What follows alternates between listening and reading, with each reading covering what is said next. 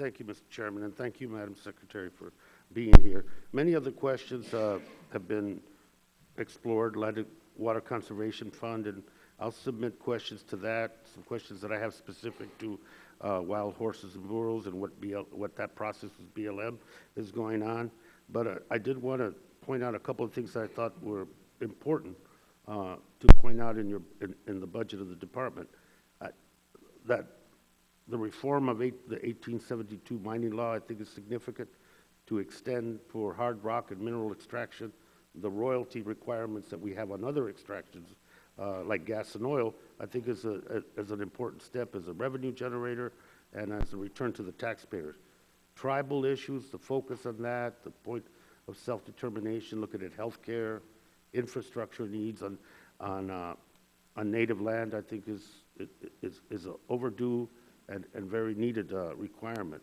I note with some irony, as we're talking about self-determination, that the Sioux Nation in Dakota is planning to sue the federal government over treaty violations, sovereignty issues, sacred sites and graves, antiquities law, relative to the siting of the Keystone Pipeline, which I think is going to inject an interesting perspective and a whole other legal battle regarding that particular alignment.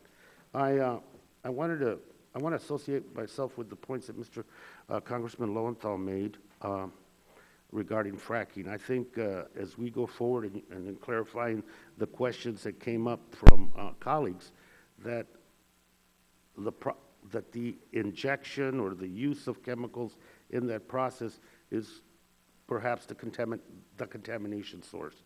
And for that reason, I think the disclosure point that my colleague made, I think is critical to those rules and regulations. If we still have a protection over a trade secret issue or anything can be declared proprietary, and therefore the public's right to know is not available, then I would suggest, and I join in the comments he made, that is a critical point there.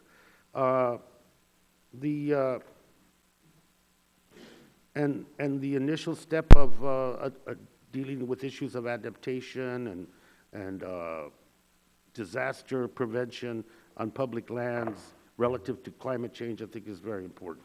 And it's an initial step. The UN is asking the United States for $200 billion as their contribution toward the worldwide attack on and mitigation of climate change. I think that's an important one, and should be more money, but I think that the public lands can be a wonderful incubator and example of how we can deal with this very, very important issue. And I want to thank you for not putting your head or the department's head in the sand relative to this issue that is very real and scientifically verified across the board. The budget, the increase, the scope of the increase, I would consider small on the parks, but given that, do you feel like you're at a point that you're at least to pre-sequestration levels or moving in that direction, given maintenance backlog, the need to integrate youth and veterans and others into the park, promotion of ecotourism, just the budget, line item budget alone, and I'll leave you with that question or any other comment you want to make. Thank you very much, Congressman Kahala. The Park Service budget in specific, we have the centennial coming up. We have worked hard to try and put a modest increase in the authorized budget, $40 million for operations and high priority projects, of which $10 million is for a match with private philanthropy.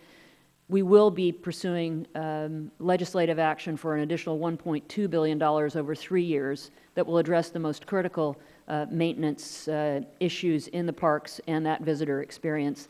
And then the President's Opportunity Growth and Security Initiative has an additional level of support.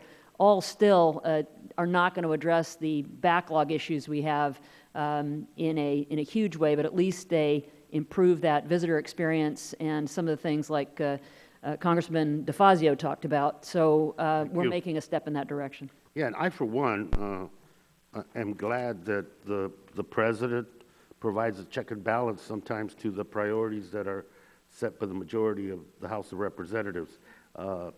I'm glad for that check and balance, and